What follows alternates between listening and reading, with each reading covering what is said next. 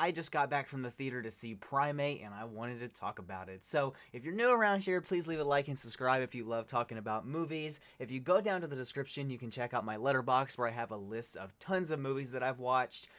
So many reviews written there. You can see all of them. You can check out my list of 2026 films ranked that is currently in progress as I watch all of these films. You can also check out the rest of my channel where I have tons of other videos, including a most anticipated films of 2026, and I just did the best and worst of 2025 last week.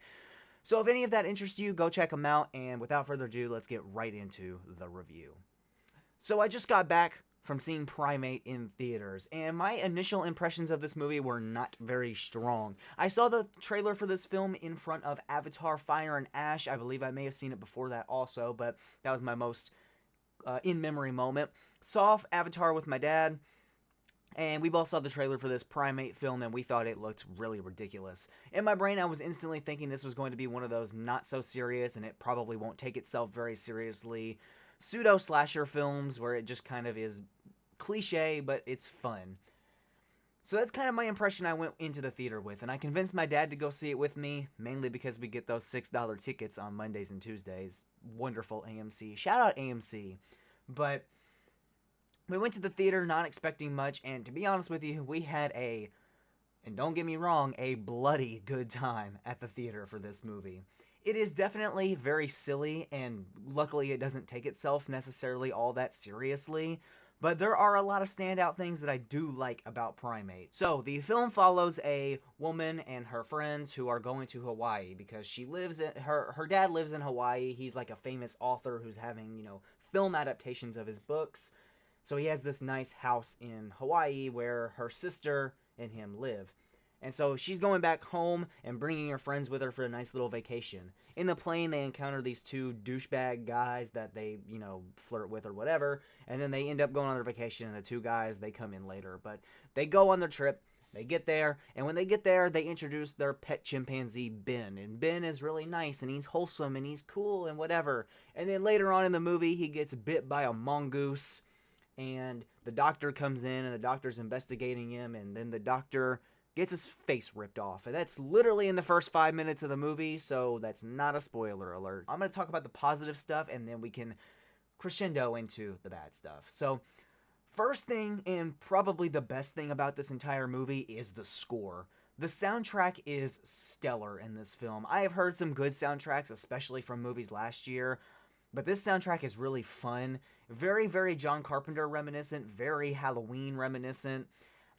It's just a really great 80s inspired soundtrack, and it really works well with this movie.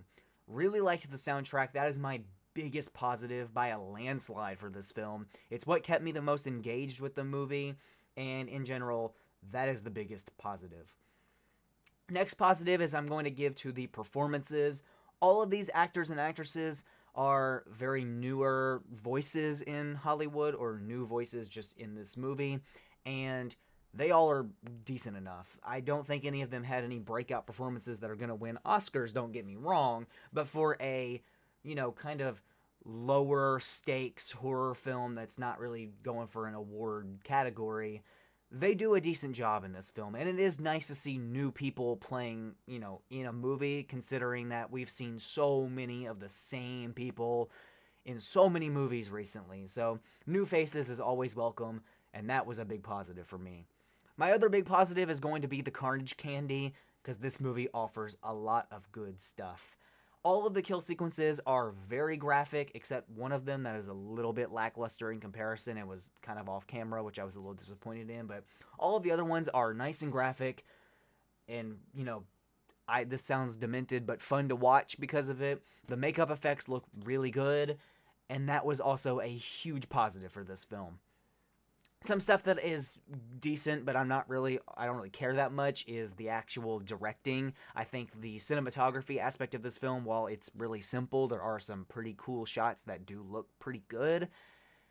Ben, as an actual antagonist character, is relatively creepy at some points. Some of the shots and positions they give him are either a mixture of creepiness, or he has actual, aura, he looks really cool for some reason.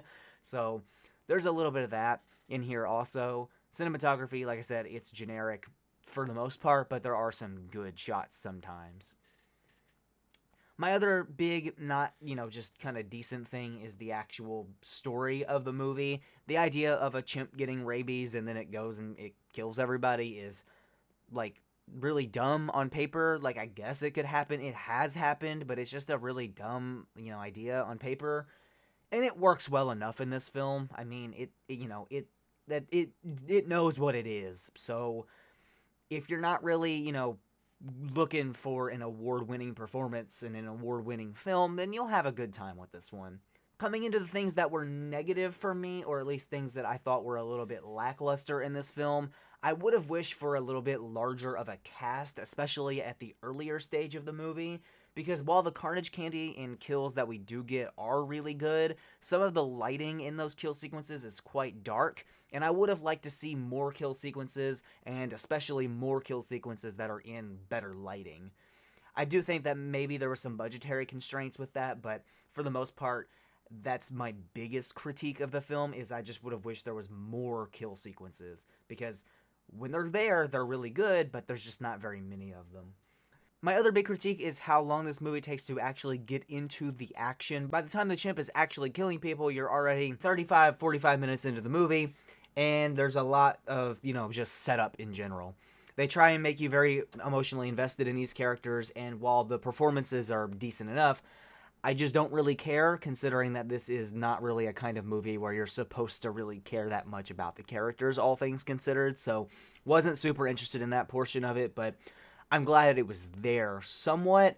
I just wish, like I said, maybe if there were more characters in the film and we got some earlier kill sequences, that could have evened out a little bit better. I completely forgot to add this in. The practical effects are genuinely a masterclass. Ben looks really, really good in this movie, and that is a huge standout for me. I completely forgot to even mention that in the positive section. Ben looks great in this movie. The special effects, or the puppeteering people and the practical effects people and the actor and the animatronic designers, they all need to be incredibly proud of themselves, because Ben looks stellar in this movie. They did a fantastic job with that.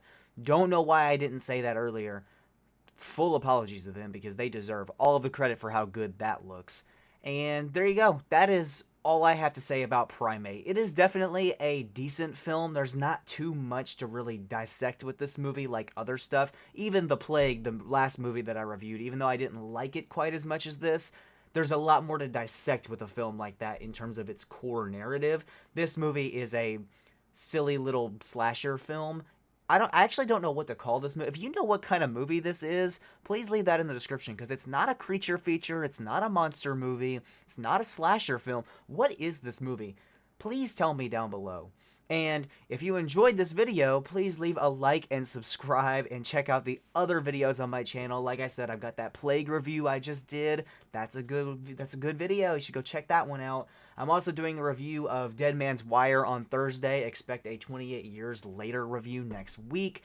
I just had my rankings, or my top 10 rather, of the worst films in 2025 and the top 20 last week. So interested in any of that stuff, go check it out. You can also, like I said in the beginning, check out my letterbox, where I have my list of 2026 films ranked that only has The Plague and Primate on it right now. So not super interesting, but as I watch more films throughout the year, you can find them down there. So I hope you all enjoyed this video. Check out the other stuff on my channel, and I will see you all in the next one.